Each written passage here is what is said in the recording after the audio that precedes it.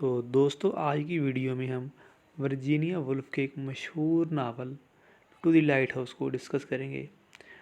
तो ये जदीद दौर का एक मशहूर नावल है और इसको 1925 में लिखा गया और ये 1927 में पब्लिश हुआ। तो नावल स्टार्ट करने से पहले हम उसकी लाइफ के बारे में जान लेते हैं। वर्जीनिया वुल्फ जनवरी 25, 1882 को किनेस्टन में पैदा हुए और इनकी डेथ मार्च 28, 1941 लीवीज यूनाइटेड किंगडम में हुई। ये थी उनकी लाइफ। अब हम बात करते हैं उनकी वर्क। तो दोस्तों वर्जीनिया वुल्फ ने अपनी लाइफ में बहुत सारे नावल लिखे।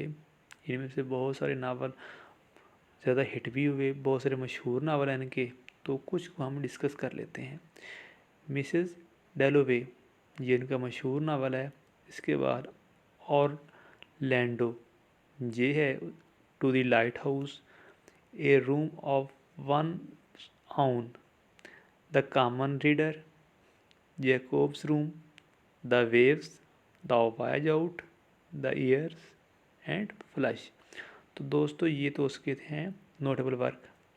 अब हम बात करते हैं इसकी अचीवमेंट की। तो दोस्तों वर्जीनिया वुल्फ को कोई अवार्ड नहीं मिला, लेकिन उसकी एक अचीवमेंट हुई है।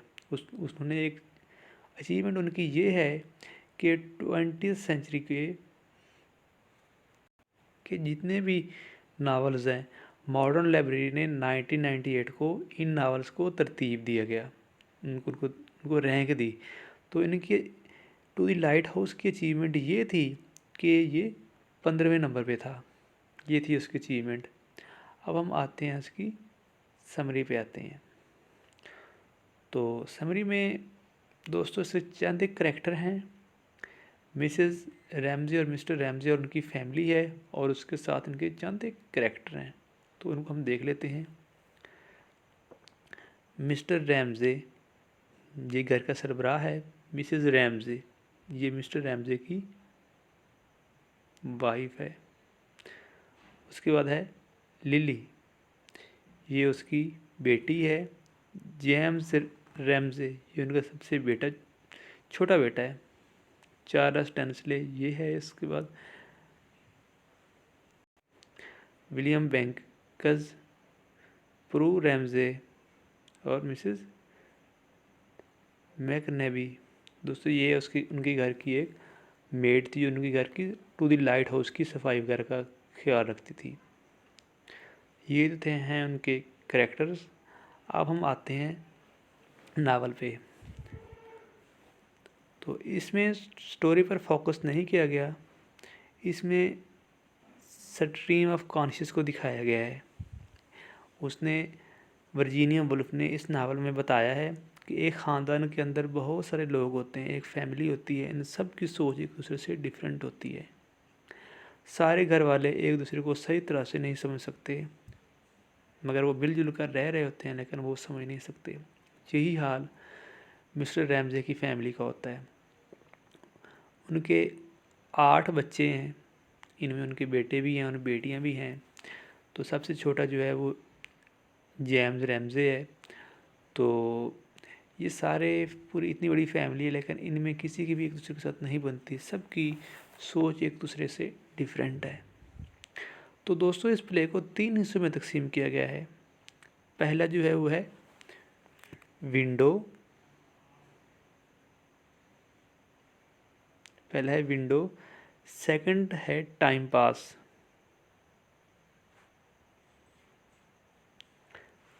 और थर्ड है द लाइट हाउस। ये थर्ड उसका पार्ट है। तो अब हम इसमें बताया गया है।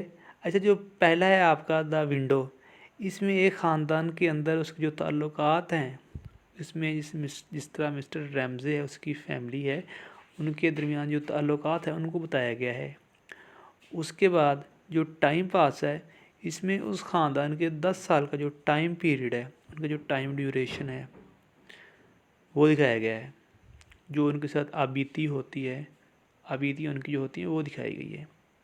जो थर्ड है दी लाइट हाउस, इसमें बताया गया कि आखिर में जाकर करैक्टर्स किस तरह से अपने तल्लुकात को ठीक कर लेते हैं। तो अब हम स्टार्ट इसका करते हैं। इस स्टोरी का आगाज़ रैमजे फैमिली से होता है। रैमजे फैमिली छुट्टियां गुजारने के लिए समर हाउस गए होते हैं। उनके 8 बच्चे होते हैं। इनका घर समंदर के पास है। उनके घर के पास ही है, थोड़े से फासले पे एक लाइट हाउस है। दोस्तों, लाइट हाउस एक टावर होता है तो जिन पर लाइट्स वगैरह लगाई जाती हैं। रात के वक्त बहरी जहाज़ों को रास्ता दिखाने के लिए इन लाइटों का सहारा लिया जाता है ताकि उनको रास्ता ढूंढने में आसानी हो जाए। तो इनका एक सबसे छोटा बेटा है जेम्स रैमजे। उसने ज़िद की हुई है अपने अम्मी अब्बू से कि वो लाइट हाउस को देखना चाहता है। मिसेस रैमजे कहती है कि बेटा चलो ठीक है, हम कल देखने चलेंगे लाइट हाउस, मौसम कल ठीक हो जाएगा, हम चलेंगे। तो मगर मिस्टर रैमजे वो कहता है कि कल शायद मौसम ठीक ना हो और वो शायद ना जा सकें। तो क्योंकि उनको लाइट हाउस तक जाने के लिए कश्ती में जाना पड़ेगा और अगर इनकी कश्ती किसी तूफ़ान में फंस गई तो उनके लिए मसला बन जाएगा। तो वो कहता है कि समंदर का जो मौसम होता है वो बदलने में कोई देर नहीं लगती, वो मौसम वो बदलता रहता है। जेम्स इस बात से अपने बाप से नाराज़ हो जाता है कि उसका बाप उसकी बात नहीं मान रहा। वो कहता है कि आप मुझे ले जाना ही नहीं चाह रहे। तो मिस्टर रैमजे और मिसेस रैमजे दोनों एक कपल हैं। वो दोनों इकट्ठे रह रहे हैं लेकिन इन दोनों की जो थिंकिंग है, उनकी जो सोच है वो डिफरेंट है। तो इसमें कोई शक नहीं कि मिस्टर रैमजे अपनी बीवी से प्यार नहीं करता, वो भी अपनी बीवी से प्यार करता है, लेकिन वो उसको दिखा नहीं सकता, उसको जतला नहीं सकता कि मतलब वो उससे प्यार करता है, लेकिन वो अंदर से वो प्यार करता है उससे। इसके बरक्स उसकी जो बीवी है वो अपना प्यार दिखाने में कोई हेजिटेशन महसूस नहीं करती। तो दूसरी ख़ास बात ये है कि मिसेस रैमजे ही तो है जिसने पूरी फैमिली को साथ जोड़ा हुआ है, सारी पूरी फैमिली को उसने इकट्ठा किया हुआ है। तो मिसेस रैमजे कहती है कि आपने बच्चे का दिल क्यों तोड़ा है, आपको ऐसे नहीं करना चाहिए। तो उन दोनों के दरमियान में बहस हो जाती है। मिस्टर रैमजे वो नाराज़ हो जाता है, वो फिर वहाँ से चला जाता है। तो मिस्टर रैमजे और मिसेस रैमजे और उनके बच्चे ही छुट्टी गुजारने के लिए नहीं आए होते, बल्कि उनके साथ कुछ और लोग भी आए होते हैं। तो इनमें से एक लिली होती है। लिली एक यंग गर्ल है और वो पेंटिंग करती है, तो वो भी इनके साथ आई हुई है। तो वो कहती है कि आने वाले वक्त में वो अच्छी पेंटर बनेगी। वो उसके अपनी एम्बिशन बताती है कि वो आने वाले वक्त में एक अच्छी पेंटर बन जाएगी। उनके साथ एक और कैरेक्टर जिसका नाम चार्ल्स टेनिसले होता है, ये वाला चार्ल्स टेनिसले। तो दोस्तों, ये मिस्टर रैमजे का एक स्टूडेंट होता है। वो अपने उस उस्ताद की बहुत तारीफ़ करते रहते हैं, मिस्टर रैमजे की, कि वो उसका शागिर्द है तो अपने उस्ताद की तारीफ़ करता रहता है। तो जो मिसेस रैमजे होती है वो इस बात को पसंद नहीं करती कि वो क्यों ऐसे झूठी तारीफ़ें करता है। वो उसको अच्छा नहीं लगता कि वो उसकी तारीफ़ें करे।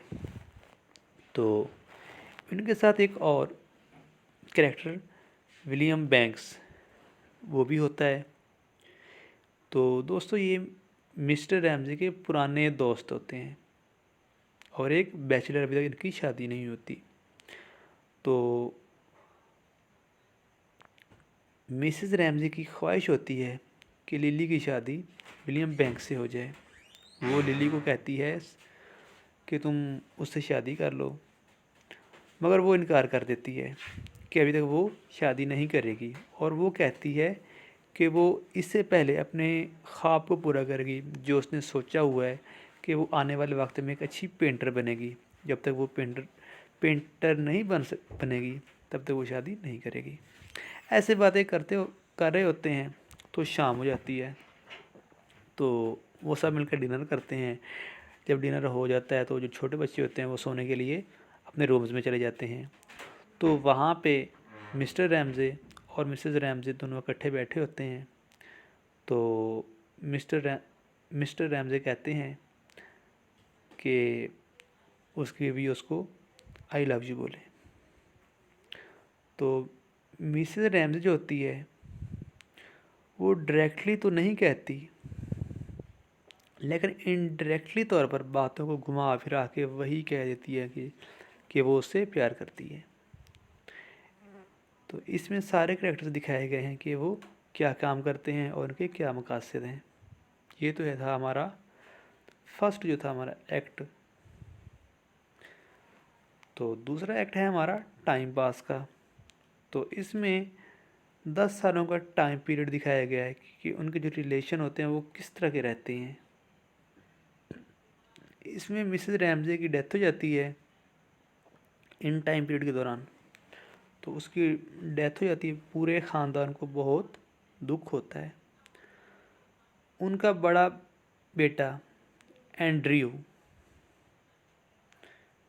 जो वर्ल्ड वार में मारा जाता होता है, और उसकी बेटी परू रैमजी जिसकी चाइल्ड बर्थ के दौरान डेथ हो जाती है। जब वो बच्चे को जन्म दे रही होती तो वो उसकी भी डेथ हो जाती है, ये वाली। तो सारे बच्चे अपसेट हो जाते हैं, बहुत तकलीफ़ में हो जाते हैं कि उनकी माँ की डेथ हो गई है। तो ऐसा ऐसा फिर बच्चे होने शुरू हो जाते हैं। बच्चे बड़े हो जाते हैं तो वो अपने काम में मसरूफ़ हो जाते हैं, और उनके घर जहाँ वो छुट्टियाँ मनाने जाते थे, अब वो अपने घर को ही भूल गए हैं। वो 10 सालों के दौरान वो अपने घर ही नहीं गए वापस, क्योंकि वो समर हाउस को छोड़कर वो वापस चले गए थे। अब ये 10 साल जो हैं वो वापस अपने दूसरे घर में चले गए हैं। तो वो उनकी देखभाल करना भूल गए हैं, और उनकी नौकरानी जिसको उन्होंने समर हाउस की सफाई के लिए रखा होता है वो घर की हिफाजत नहीं करती, और 10 सालों से सफाई ना करने की वजह से समर हाउस एक खंडर में तब्दील हो जाता है, और इसकी हालत नाकाबिल देखने के काबिल नहीं होती। एक दिन मिसेस मैकनेबी तो इसको ना एक लेटर मिलता है। तो इसमें ये लिखा होता है कि मिस्टर रैमजिस में कहते हैं कि वो और उसकी फैमिली फिर से छुट्टियां गुजारने के लिए आ रही है। तो आप इस घर को अच्छी तरह से साफ़ कर लो। तो वो मिसेस अपनी सहेलियों के साथ मिलकर 2-4 दिन जो भी उसके दिन लगते हैं वो दिन लगा कर वो घर को अच्छी तरह से दोबारा फिर से सफाई कर देती है। तो ये था हमारा एक्ट सेकंड। तो अब जो थर्ड है इसमें मिस्टर रैमजे दोबारा फिर से अपने ख़ानदान के साथ समर हाउस में आते हैं। तो उनके साथ लिली भी होती है, वो जो पेंटर थी। तो अब वो पूरे ख़ानदान दोबारा फिर से आए हैं। तो इनकी क्या वजह है, इनके पीछे कोई ना कोई वजह है। वो वजह ये है कि वो पूरा ख़ानदान इस वजह से आया है क्योंकि जो लिली है वो एक पेंटर है। तो जब वो पेंटिंग बना रही थी तो उसने आधी पेंटिंग बनाई थी, तो किसी वजह से वो पूरी फैमिली जो थी उसको वापस जाना पड़ गया था। अब उसकी पेंटिंग हाफ रह गई है, तो वो इस वजह से आए हैं कि वो आगे अपनी पेंटिंग कंप्लीट कर ले। तो मिस्टर रैमजे अपने बच्चों को कहते हैं कि कल हम लाइट हाउस को देखने जाएंगे, जिसको आप बचपन में देखना चाहते थे और आप रोज़ाना मुझे कहते कि हम लाइट हाउस देखेंगे। तो कल हम लाइट हाउस जाएंगे और मैं आपको लाइट हाउस दिखाऊंगा। तो क्योंकि अब बच्चे थोड़ा सा बड़े भी हो गए हैं और उनको अब इतना शौक़ नहीं है लाइट हाउस देखने का, क्योंकि जो चीज़ एक बच्चा बचपन में देखने की चाहत रखता है या वो बड़ा हो जाता है तो उसको वो चीज़ दोबारा से देखने की चाहत नहीं रहती। तो उनके साथ भी ऐसा होता है। तो बच्चे क्योंकि बड़े हो जाते हैं वो उनको इतना अब शौक़ नहीं होता लाइट हाउस देखने का, लेकिन फिर भी वो अपनी बाप की बात को नहीं टालते। तो वो कहते हैं कि चलें ठीक है हम चलेंगे। तो दूसरे दिन जब होता है तो सारे ख़ानदान वाले और सारे जो बच्चे हैं उनके वो सारे रेडी हो जाते हैं लाइट हाउस देखने के लिए। तो वो समंदर में एक कश्ती चलाते हुए लाइट हाउस पहुँच जाते हैं। तो लाइट हाउस पहुँच जाते हैं। मिस्टर रैमजे बहुत खुश हो गया है कि उनके जो बच्चे जो कहते थे लाइट हाउस देखने की ख्वाहिश थी उनकी, वो उनकी ख्वाहिश पूरी हो गई है। तो दूसरा इस वजह से खुश होता है कि उसकी बीवी ने जो वादा किया था, उसकी बीवी से उसने वादा किया था कि वो बच्चों को लाइट हाउस दिखाएगा, वो वादा पूरा हो गया है। तो मिस्टर रैमजे अपने बेटे की तारीफ़ करते हैं जेम्स की कि आप कश्ती को अच्छी तरह से चला लेते हैं। तो इस बात पर जेम्स को खुशी होती है कि चलो खैर ही सही, उसके बाप ने उसकी तारीफ़ तो कर दी है। वो सोचता है कि उसके बाप ने बचपन से उसकी कभी तारीफ़ नहीं की, लेकिन फिर भी कभी ना कभी तो कर तो दी ना।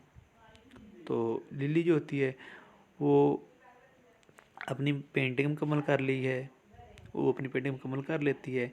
इस नावल में सारे करैक्टर जितने भी हैं उनके दरमियान जो तअल्लुक़ है बाद का, वो दिखाया गया है कि किस तरह से दोबारा जो फैमिली है, जो एक जिनकी सोच जो थी वो स्टार्ट में वो डिफरेंट थी, लेकिन वक्त के साथ जो था वो उनकी सारों की जो सोच है वो चेंज हो गई है, सारों की जो थिंकिंग है वो एक जैसी हो गई है। उम्मीद करता हूँ कि आपको ये वीडियो पसंद आएगी। मिलते हैं नेक्स्ट वीडियो में।